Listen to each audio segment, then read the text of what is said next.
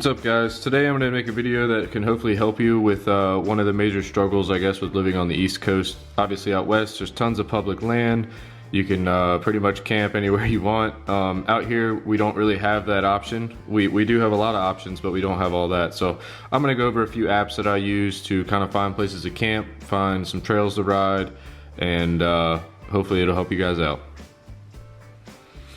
Alright guys, so first app we're going to go on, we're in the iOverlander app, pretty common one. Shows you some spots people can mark.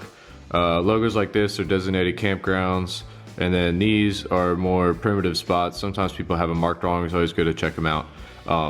But I'm using, this is an example of some spots that I actually used on a trip one time. So originally looked around the app, found some spots because it was, about the point that I wanted to stop that day, near what we were going on a hike around there. And so you go ahead and click on your spot. These are spots that people have marked themselves. You can go on there, it gives you a little bit of info about it. 2 sites located on the left side of the trail close to the river, blah blah blah. Sometimes they're even nice enough to give you some pictures, which they did. And you can kind of scroll through and kind of see what your potential site could look like. Sometimes there isn't pictures, but they could still be, worth checking out there. So say this is the site, you're interested in this one. So this is what I'll do. I'll say, okay, copy coordinates, copy it to the clipboard, and then I'll go ahead and go straight into Apple Maps. And then from there, I can go ahead and do a search. Boom, that shows a campsite. Of course, everywhere around here is pretty wooded, so it's hard to distinguish anything. But then at this point, you can, see how far away from you it is. It says 2 hours and 15 minutes. You could, see what's around there, kind of look at the terrain a little better, and kind of get an idea of what you're going to get yourself into if you do go to check this spot out. All right, let's say at this point you decided this weekend you're going to that spot, you want to check it out. Yeah, somebody's camped there before, maybe they did it illegally without knowing. One of the best ways that you could verify with this, so this is Gaia GPS, another app you guys are mostly familiar with. This is the premium, so it's like $40 a year, which is pretty cheap for the information you get. These are all maps. You can go to the add tab and down public land, WMAs, U.S. Forest Service roads, U.S. Forest Service recreation sites, landscape, outdoors, and then you can adjust their opacity right here. And this is just the display I like. Coordinates I originally copied, went ahead and pasted those into Gaia in the search bar, brings me up a location. Here the layers I have will show me public lands and whatnot. So the green here, you can see George Washington and Jefferson National Forest. You could get some info on it. No, sometimes there's good info and then sometimes there's not, but we'll go ahead and zoom in here, showing the location of that creek according to whoever marked it. Of course, now that we know that this is in George Washington National Forest, me being familiar with the area, I already know that camping is permitted, unless otherwise posted.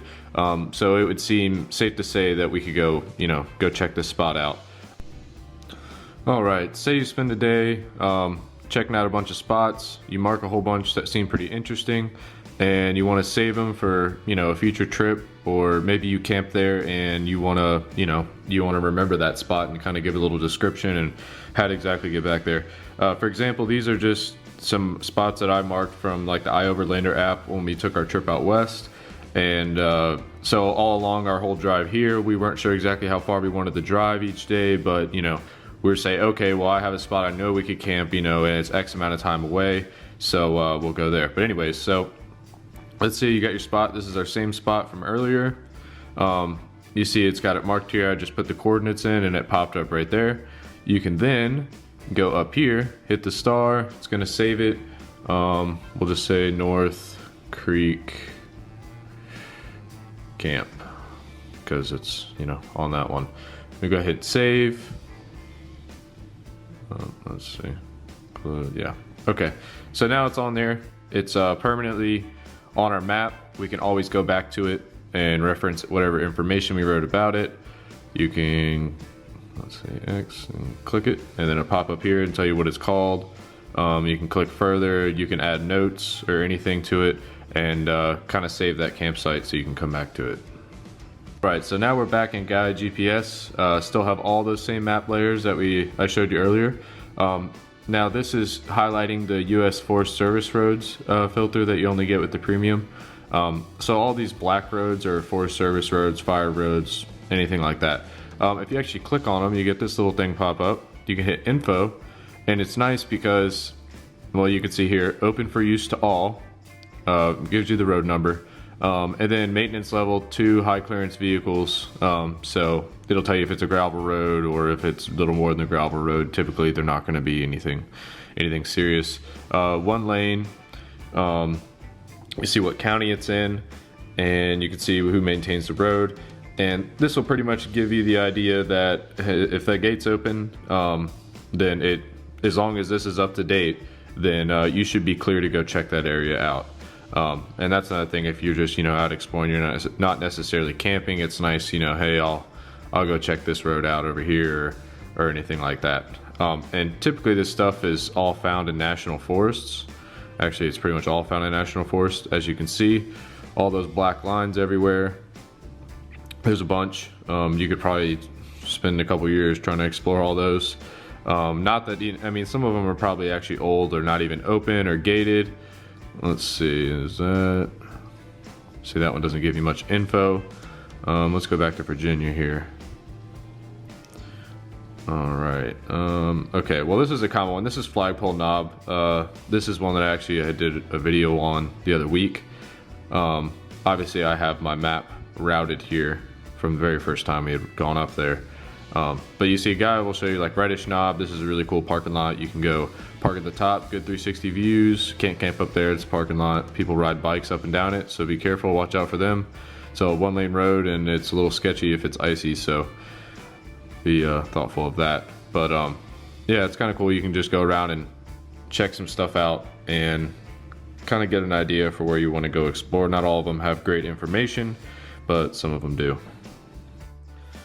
Alright guys, that's pretty much it for today. It was just a brief overview. I didn't want the video to be too long.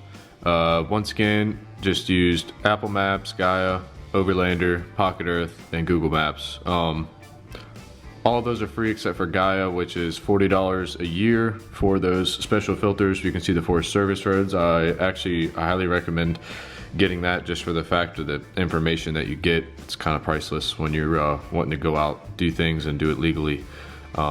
But yeah, so thanks for watching, guys. Like, subscribe. Love getting this information out to you, and I hope you guys have a good one.